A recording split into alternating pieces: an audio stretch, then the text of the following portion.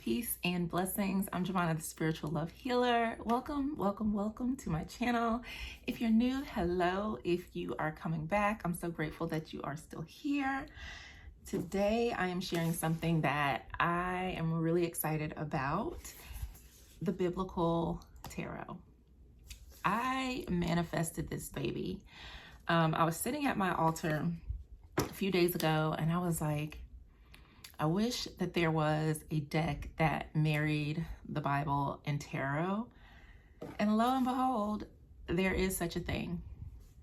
So I was also reminded that, the traditional Rider-Waite-Smith does have a lot of, Christian symbolism, but this is more so what I was talking about.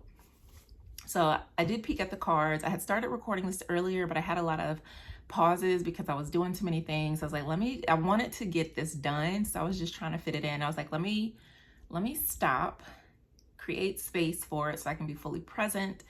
And so that's what I did. And I'm coming here now ready and able to share this deck with you.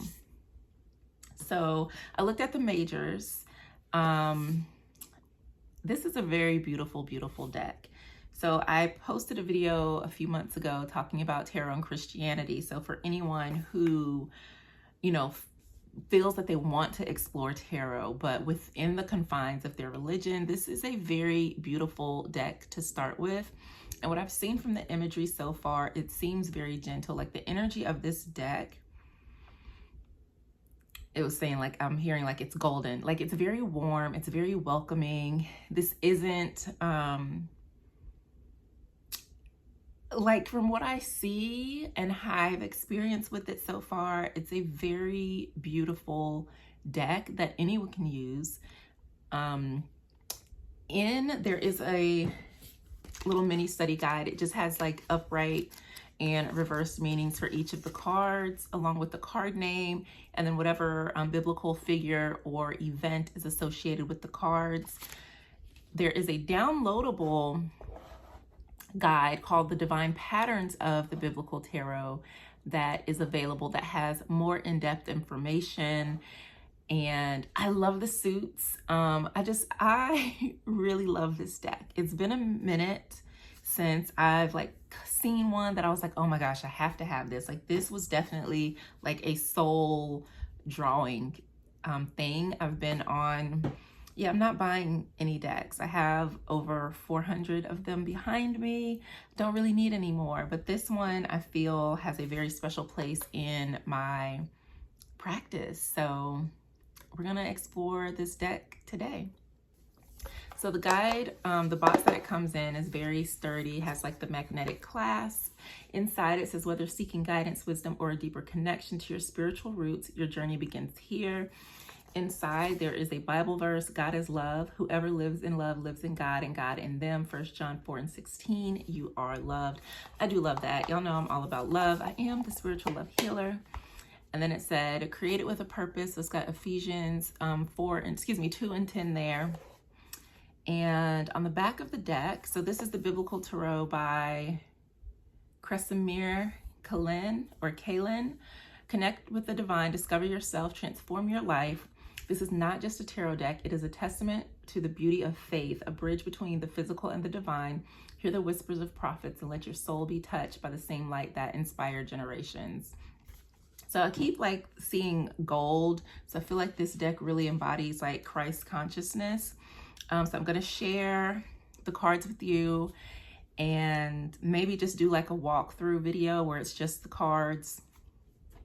So yeah, I just wanted to be on camera because I haven't done a video in a while. And actually I recorded one last month that I never got around to publishing for some reason.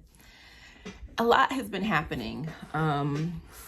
And I've been busy with my business, the Kulture Spa, and trying to navigate all of that and really making sure that I'm integrating, my spiritual work into that as well. So yeah, I'm doing a lot, y'all. So I really appreciate this deck. I love the way the suits are named. So the suits are candles, chalices, feathers, and grains. Most of the majors have the same name that you would find in the traditional tarot. So that's pretty standard. There's a few minor changes, and we'll talk about that as I go through the cards. So in the guidebook, and I really love that this deck, I don't know, it just, the energy of it is very warm and welcoming, and yeah. So I'm going to read some of what is in the guidebook here, the Introduction to Biblical Tarot. So it just talks about how it's weaving the Christian Bible and tarot together, really helping to provide more depth in the tarot with the spiritual and moral richness of the Bible. I think that's a very beautiful blending together. This feels like a portal. It definitely feels like something that has this, I don't know, this transformative thing. It's a very interesting feeling that I get from these cards. But like I said, it is very welcoming and warm. So beautiful. So it says the deck is a tool for guidance, education, and spiritual exploration, designed to resonate with the familiar stories and figures of the Bible while unlocking the archetypal mysteries of the tarot. So the structure, each card is carefully crafted, an amalgam of traditional tarot symbolism and biblical narratives. The majors represent the major themes and life lessons, are paired with pivotal biblical stories and characters that embody those archetypes. The minors reflect the challenges and experience of everyday life, are infused with the daily lives, struggles, and triumphs of biblical figures. These cards are drawing from the deep wells of love, betrayal, forgiveness found in the stories of Samson and Delilah, or Ruth and Naomi. So the purpose, it's designed for reflection, prayer, and guidance. It invites users to explore their life's journey through the lens of biblical wisdom, offering insights that are at once deeply personal and universally spiritual. With a use for personal meditation, group study, or spiritual counseling, the Biblical Tarot is a tool for exploring the intersections of life's questions with timeless teachings of the Bible. I have a feeling I may desire another copy of this deck because I want one for my altar specifically, because that's kind of what drew me to it.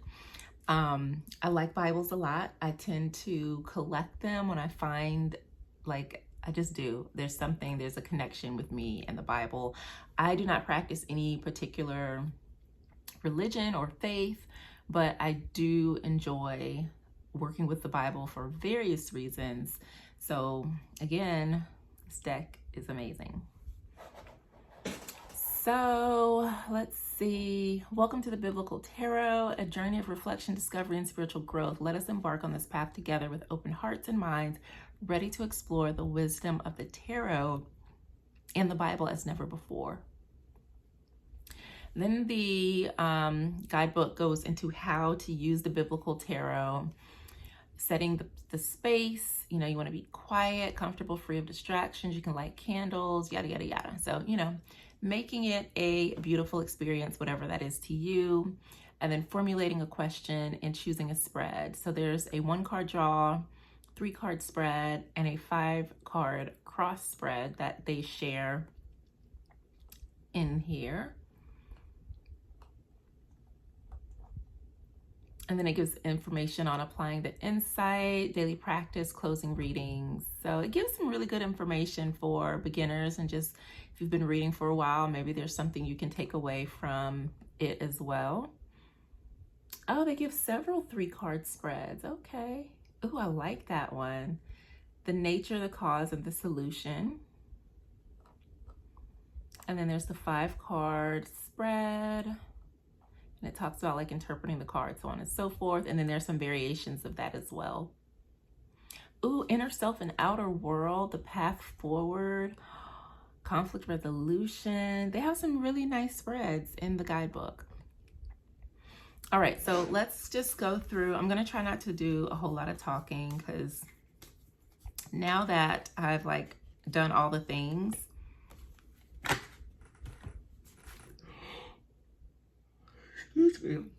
now that I've done all the things, I'm yawning and I have more things to do. So I'll try to get through this quickly.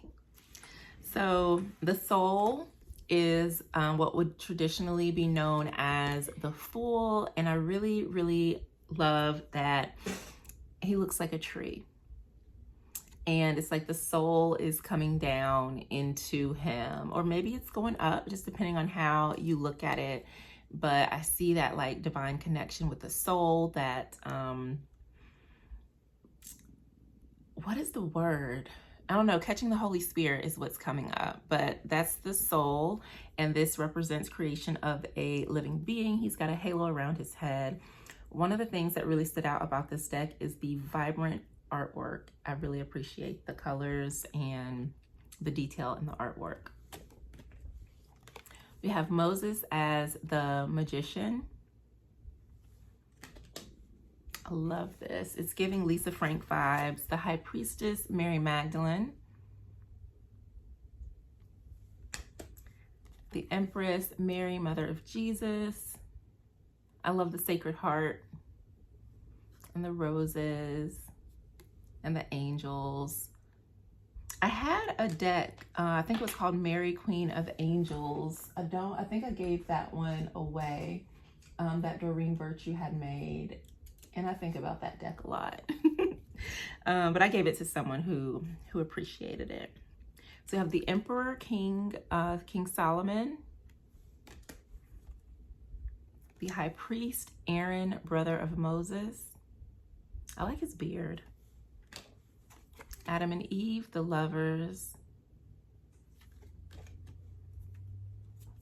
The Chariot, Pharaoh's pursuit. Strength, there's Daniel in the lion's den. The Hermit, John the Baptist. I love this, Wheel Within a Wheel, Cycles of Life, because you've got like the nature seasons and then seasons of life. So it's, you know, the cycles within cycles. And then there's another cycle outside of that. You've got the Grim Reaper there, and then you've got the angels there. I will definitely be doing a deeper dive into this deck and really just loving on it, because I appreciate this. We have Justice, the 10 Commandments. Peter's crucifixion as the hanged man. Death, the fourth horseman. I feel like this was a very well thought out deck. This deck could have gone many, many ways, but from what I saw, I was very impressed. And having the deck and looking at the deck and just seeing that it wasn't just, I don't know, it feels very intentional. So there's Temperance, Mary, and Martha. The devil, Satan tempting humans to sin. What I thought was interesting is around the man, you can really see the chain around him.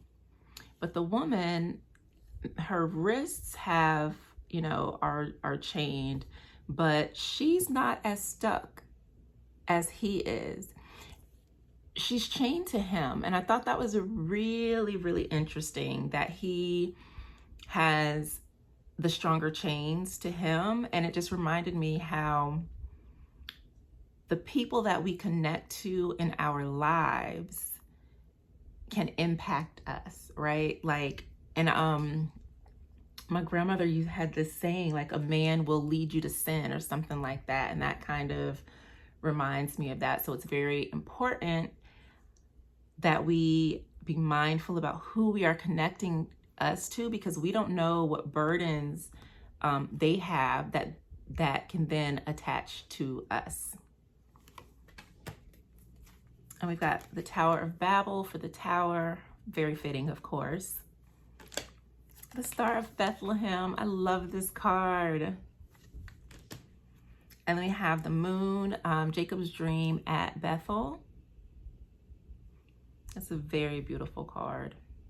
I love the angels and the clouds, and look at that moon, the halo around the moon. We've got the sun, triumphal entry into Jerusalem. How fitting is that? And I love how like this is like the halo, the sun behind the sun, before the sun. And then we've got the last judgment as judgment, and the world, New Jerusalem, like just gorgeous. Look at the colors. The colors, oh my gosh, are so beautiful. The level of detail in the artwork is absolutely stunning. Absolutely stunning. All right, so let's get into the majors. So on the majors, again, there's a Bible verse there, and then it tells you the card name and then whatever biblical figure or event. So we have the Ace of Candles, that's Moses and the burning bush. Two of Candles, we have Elijah on Mount Carmel.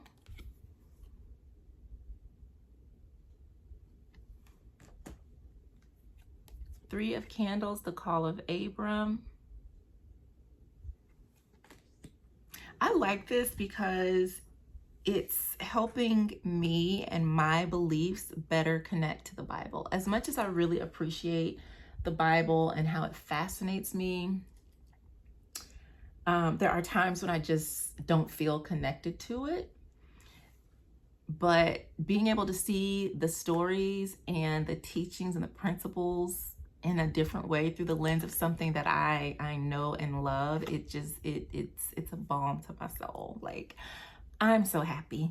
And I wish I hadn't had to like stop and record, because what I was talking about before was more wordy and in-depth. I had a lot of thoughts and things because, of course, I had just opened up the deck.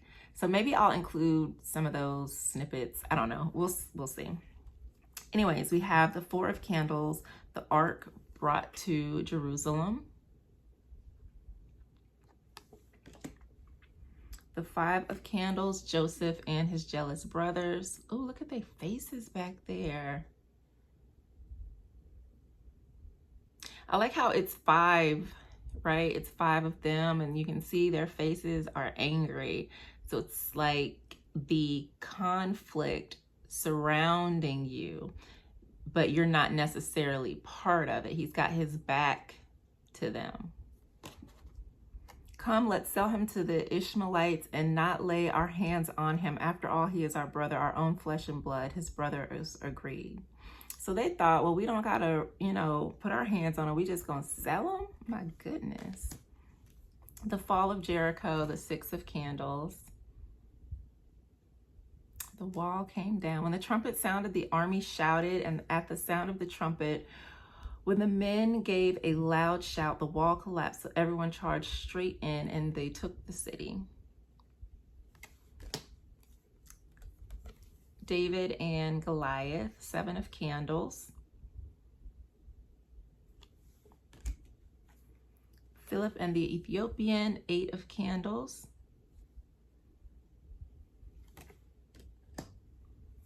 Nine of Candles, Satan tests Job.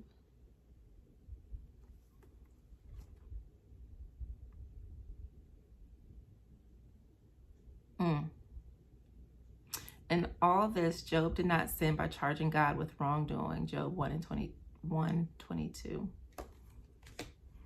Ten of Candles, Jeremiah's burden. Oh my gosh. I don't know. I just felt like tears were about to flow. Whew. I have chills all over. Oh my gosh. I don't know what that was. There was like this thought that popped in my head for a split second, and then it just left. And it was that quick that I don't remember the thought, but whatever it was very powerful about like this deck.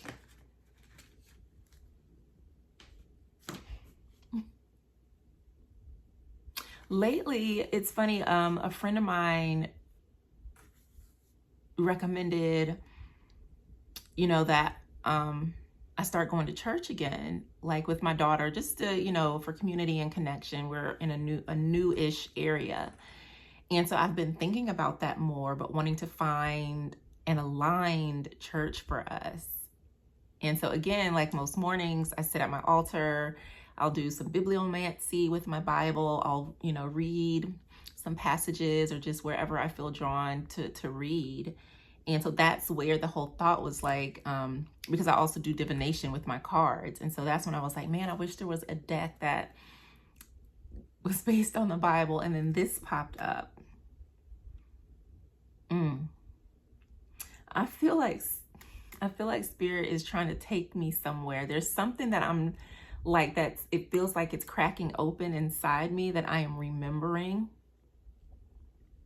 In one of my dreams, the spiritual love sanctuary is what I was doing my healing work under before. Now it is the Culture Spa, because like the spiritual love sanctuary, I've said that I've always wanted to open my own church for the longest time, like even when I was younger. So my experience with religion, I've been to a lot of different churches when I was younger, and I think that was very beneficial.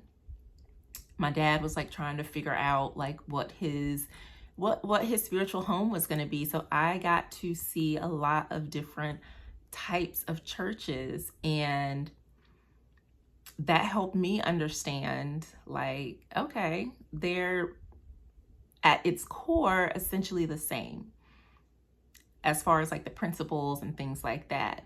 And because even when I was younger, I knew that I was seeing and hearing things that other people were not seeing and hearing. I was very intuitive as a child. And so because a lot of the things that they would say in church made it feel like, oh my God, something's wrong with me. Like I'm a demon, because why am I, seeing spirits? And so anyways, so yeah, I don't know why I'm talking about all this. Let me get back to the cards.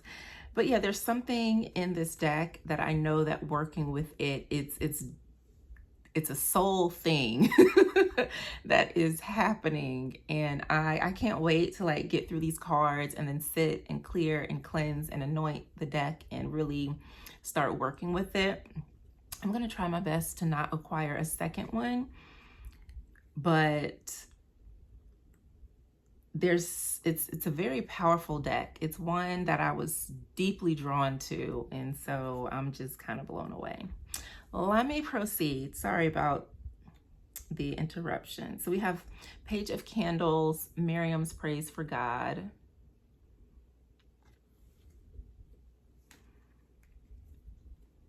Knight of Candles, Joshua, leader of faith.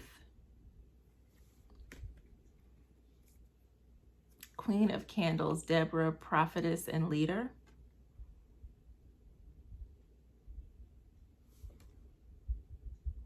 I'm trying to see what's in her lap. Okay. King of Candles, we have King David.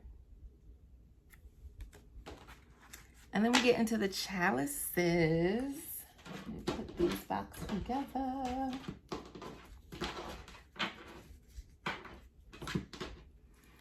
We have the Ace of Chalices, the Samaritan woman at the well.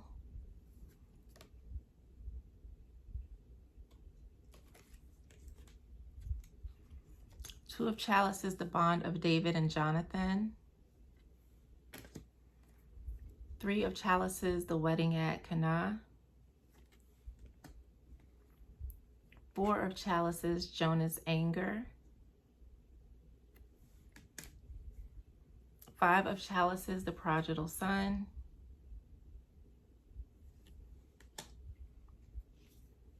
Six of Chalices, Jesus and the children. I don't know why I keep thinking about Doreen Virtue's decks when I'm looking at, oh, I do have Mary, Queen of Angels. It was her other deck that I gave away, but there's Mary, Queen of Angels. And I've been back working more with the angels and archangels again. So I feel like all of this is so timely. My restart in my spiritual journey started with Doreen Virtue's teachings and working with the angels, because that was still like Bible based, so that felt very safe. And I had got my first tarot deck, which was a traditional Rider-Waite deck, and it was absolutely terrifying because the imagery. So then I got my Angel Tarot deck, and that's how I started reading tarot. And so there is something about these cards. I'm gonna be really interested to see what my dreams are like tonight. But yeah, look at this, you guys. 6 of Chalices, Jesus and the children. I like how when he's featured, there's always the sun, the halo around him. The Temptation of Christ, we have the 7 of chalices. I was gonna say challenges.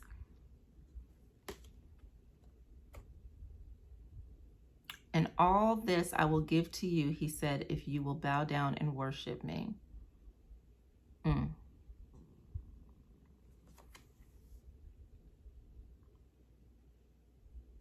I know a lot of people who have walked through that door, and it's very sad. But I like that this is the 7 of chalices, because that card speaks to illusion. It also, you know, there's a lot of different choices that you can make. You want to make sure that you're making an aligned choice, the right choice. 8 of chalices, the ascension of Jesus.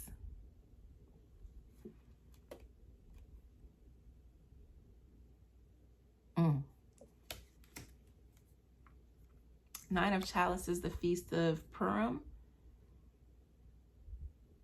There's a reader, Felicia Walker. She used to read cards, but she didn't need the cards. She was just using them for fun. But she always had like a word from God, and I still subscribe to her channel even after, because she doesn't use the cards anymore. She prophesies directly from the Bible now, but that's what she was doing before. But I found her through her card readings, and I just knew she is a powerful soul. So we got the 10 of chalices, Elizabeth and Zechariah's joy. Page of chalices, Samuel, the boy prophet.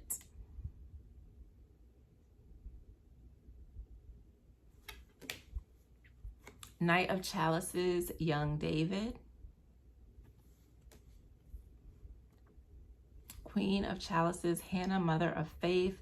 One of the things about the court cards that I'm noticing is the ease of which I can pick up on the energy of the court card, if that makes sense, right? Looking at a traditional deck, like just having like the King of Pentacles, like I know what that represents, but like seeing the qualities, I don't know, it's different for some reason. But yeah, so we've got the Queen of Chalices. And then Nehemiah rebuilding Jerusalem, King of Chalices. I guess what I'm saying is like the deck feels very familiar and relatable. So then we have feathers, the suit of feathers, which would be air.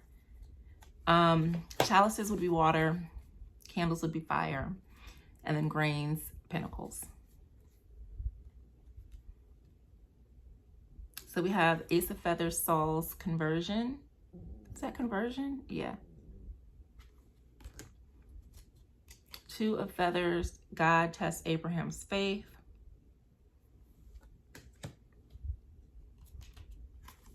Three of Feathers, the rebellion against David. 4 of Feathers, Elijah's retreat into silence. 5 of Feathers, King Saul's tragic downfall.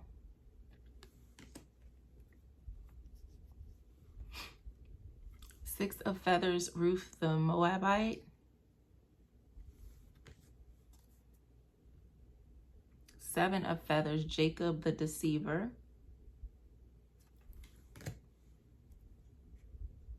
8 of Feathers, Jonah trapped in the fish.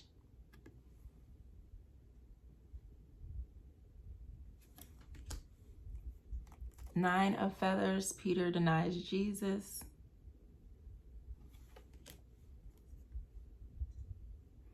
10 of feathers, Samson loses his strength.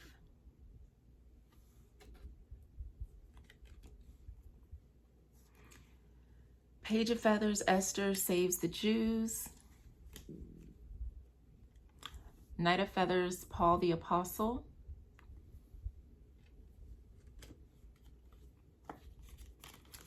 10 of feathers, Abigail the peacemaker. 10 of feathers, the judgment of Solomon. And then we have the suit of grains. We have the ace of grains entering the promised land. 2 of grains, Lydia, the faithful businesswoman. 3 of grains, building Solomon's temple. Like, I've seen decks before that have been based off of like movies or TV shows, and they're not this well thought out. So I really appreciate this deck. We have 4 of grains, the parable of the rich fool. Oh, that's interesting for the 4 of pentacles. It said, be on your guard against all kinds of greed. Life does not consist in an abundance of possessions. 5 of grains, the bleeding woman. 6 of grains, the widow's generosity. 7 of grains, the parable of the sower. 8 of grains, the craftsman.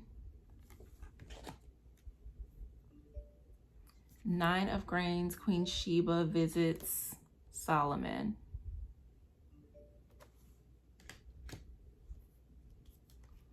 10 of grains, God's promise to Abraham.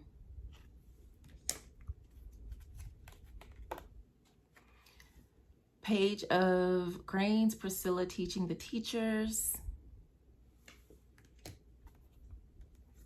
9 of grains, Jacob works for Laban. Queen of grains, Proverbs 31 woman. She sees that her trading is profitable and her lamp does not go out at night. King of grains, Joseph in charge of Egypt. Whew. That is the Biblical Tarot. I don't think I showed the back of the cards. These are the cards. So you can read them reversed as well. I like this deck a lot. A lot. I'm trying to think, is there anything else? There is a little more information, in the guidebook that's available on the Biblical Tarot website. It also assigns a Bible verse to the majors, and then there's a little more of a description about the card, and then the upright and reverse keywords. And then it goes a little deeper into the card meaning in the upright or reverse position, and it goes on and does that for the rest of the cards. I wonder for, let's see,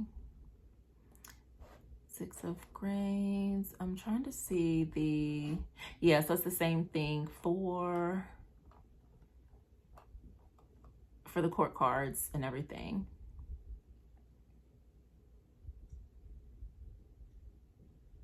I like this here in the epilogue. The Biblical Tarot in its essence serves as a bridge between two worlds, often seen as disparate.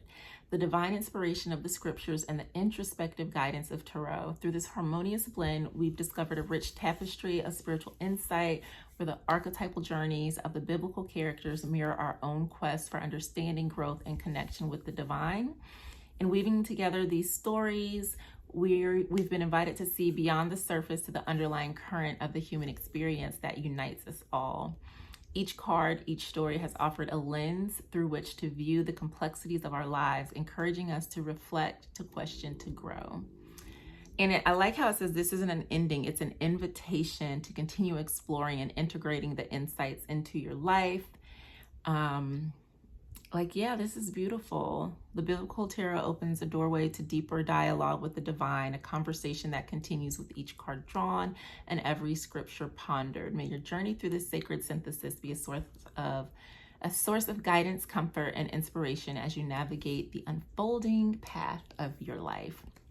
Very beautiful closing words for this deck. I am really, really excited and just blown away at the deck. I love the artwork, the detail of the images. This deck was made with intention, and I can tell. I didn't know what to expect. I did like the art when I saw it, but I just did not know what to expect. The cards are pretty glossy. They're fairly thin, bendable, but they do have kind of like a laminate on them, which, you know, I guess makes it easy to shuffle. I'm not going to shuffle them right now because I do want to like go through the deck and do a little study with it. But I'm really grateful to have this deck. I think it's beautiful, and I cannot wait to work with it. So thank you for checking out these cards with me. Let me know if you have this deck, if you work with this deck, if it's something you're interested in. I'd love to hear more on your thoughts on the Biblical Tarot. Until next time, bye.